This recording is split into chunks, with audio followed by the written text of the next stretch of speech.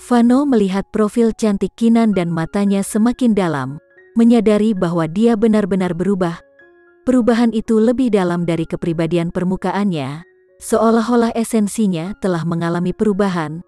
Meskipun dia mengenakan pakaian termurah, tanpa riasan, dan tanpa aksesori mahal, dia tidak terlihat tidak pada tempatnya di dalam mobil jutaan dolarnya. Seolah-olah bukan kehormatan baginya untuk berada di dalam mobil tetapi kehormatan mobil untuk memilikinya. Ini membingungkan, dari mana datangnya kepercayaan diri yang baru ditemukan ini? Keingintahuan melintas sementara di mata Vano. Wanita di sampingnya tiba-tiba menjadi jauh lebih menarik.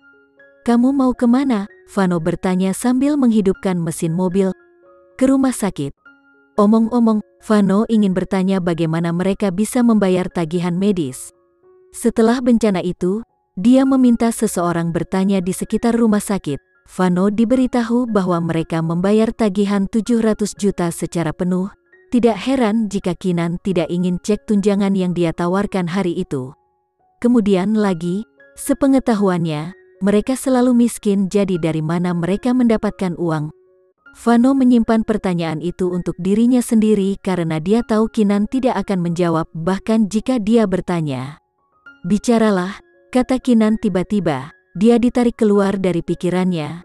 Dia mengambil waktu sejenak untuk menyadari apa yang dia maksud. Farel telah diberikan perawatan terbaik selama beberapa tahun terakhir, ucap Vano. Dia jarang menyebut mamanya.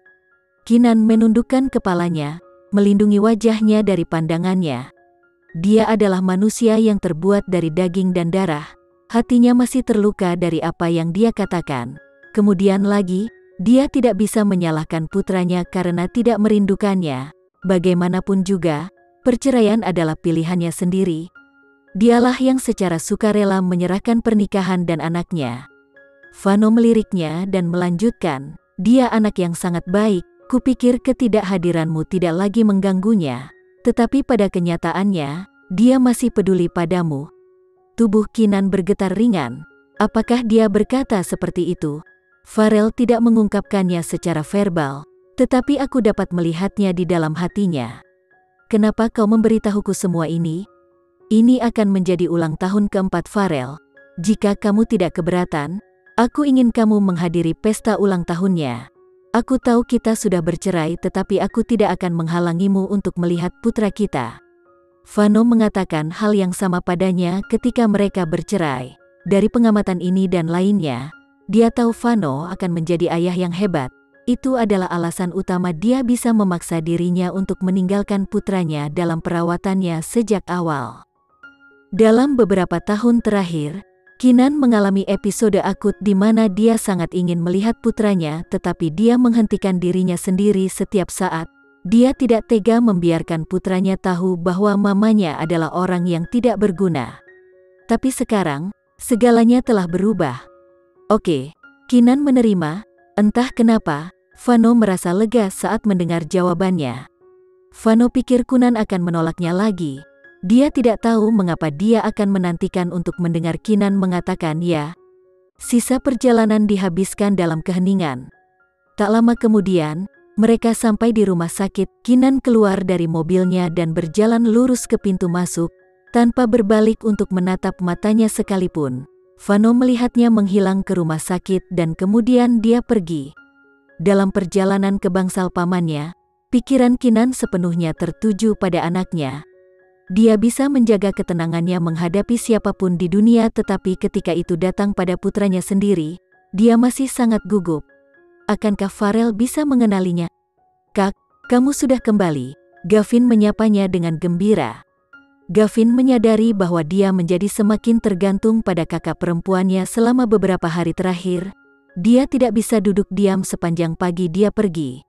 Sekarang setelah dia kembali, dia merasa membumi. "Kak, ini untukku, baunya enak sekali," Gavin berkomentar setelah dia mengambil tas yang Kinan pegang di tangannya, dan mengendus kotak makan siang berinsulasi panas di dalamnya. Kinan menjawab dengan anggukan, "Ya, ini untukmu." "Kak, apa kamu sudah makan?" "Iya, aku sudah makan tadi." Gavin menyiapkan makan siangnya di meja kecil dengan riang. Kinan telah menyiapkan pesta yang cukup untuknya. bahkan ada sepotong steak. Gavin mengunyah makanan dengan pancaran kepuasan di matanya. Dia bertanya, "Kak, kapan kamu punya waktu untuk menyiapkan makanan yang begitu lezat? Ngomong-ngomong, bagaimana dengan rumah baru kita? Apakah kakak berhasil menemukan tempat tinggal untuk kita?" "Iya, luar biasa. Aku kira kakak menyiapkan makanan ini di tempat baru kita. Di mana itu? Berapa besar dan berapa sewa bulanannya?" "Jangan bicara dengan mulut penuh mengenai rumah. Kamu akan segera melihatnya." Kinan menegurnya dengan ringan.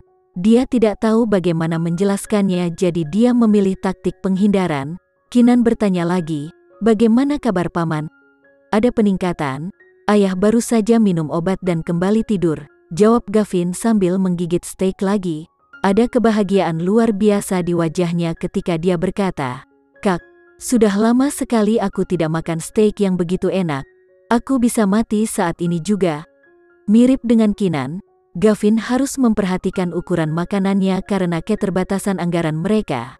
Dalam kondisi seperti itu, ia masih berhasil tumbuh hingga 180 cm, tetapi ia hanya memiliki tulang dan tidak memiliki otot. Kinan menatapnya dan berkata dengan lembut, "Di masa depan, kamu dapat memilikinya kapanpun kamu mau." Oke. Gavin bisa merasakan kehidupan berubah menjadi lebih baik untuk keluarga mereka. Adiknya mendapatkan kembali ingatannya, dia akan lulus dan segera mulai bekerja. Kesehatan ayahnya akhirnya stabil dan yang mengejutkan, kakak perempuannya ternyata adalah seorang jenius pemrograman. Beberapa hari ini, semuanya bergerak ke arah yang menguntungkan. Gavin percaya hidup mereka hanya akan menjadi lebih baik.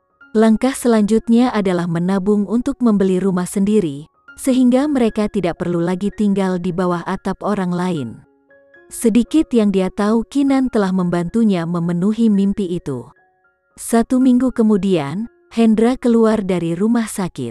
Sisa pemulihannya harus dilakukan di rumah. Kinan membawa mereka ke villa, rumah baru mereka. Berdiri di depan villa yang luas, Gavin sedikit kagum. Hendra, bagaimanapun, terkejut karena dia tahu villa ini. Bukankah ini rumah lama keluarga Aditama? Mengapa Kinan membawa mereka ke sini? Apakah dia mengambil belokan yang salah di suatu tempat? Melihat ekspresi mereka, Kinan menjelaskan situasinya. "Paman, villa ini selalu menjadi milikku. Sekarang setelah ingatanku pulih, tentu saja aku mengambilnya kembali. Apa Sarah bersedia membiarkanmu memilikinya?" Itu adalah kejutan yang lebih besar bagi Hendra. Sertifikat kepemilikannya adalah atas namaku, jadi dia harus melakukannya meskipun dia tidak mau. Aku sudah mengusirnya. Jadi, mulai hari ini dan seterusnya, ini akan menjadi rumah kita. "Ayo, ayo masuk," ucap Kinan. Kinan mendorong pintu depan dan berjalan masuk. Hendra bersandar pada Gavin untuk mendapatkan dukungan dan pasangan ayah dan anak itu masuk ke villa dengan kaku. Mereka masih membutuhkan waktu untuk memproses bom kejutan yang baru saja dijatuhkan Kinan. Kinan berhasil mengusir Sarah dan villa ini akan menjadi rumah kita mulai sekarang? Apakah aku sedang bermimpi? Mereka merasa benar-benar tidak pada tempatnya berdiri di ruang tamu yang didekorasi dengan mewah. Mereka merasa seperti sedang mengunjungi rumah orang lain. Mulut Gavin terbuka karena terkejut saat dia menerima semuanya. Dia bertanya dengan ragu-ragu, "Kak, kamu bilang semuanya di sini milikmu?" Kinan menjawab dengan nada serius, "Tidak, semua yang ada di sini, termasuk rumah adalah milik kita, bukan milikku. Kita bisa tinggal di sini selama sisa hidup kita." Gavin tersentuh. Dia merasakan air mata menusuk matanya. Hendra juga merasa hangat, tetapi dia lebih realistis. Dia mulai khawatir. "Kinan, kamu telah mengusir Sarah. Paman khawatir dia tidak akan melepaskannya semudah itu." Gavin langsung menjawab, "Jika dia datang untuk membuat masalah, aku sendiri yang akan mengusirnya."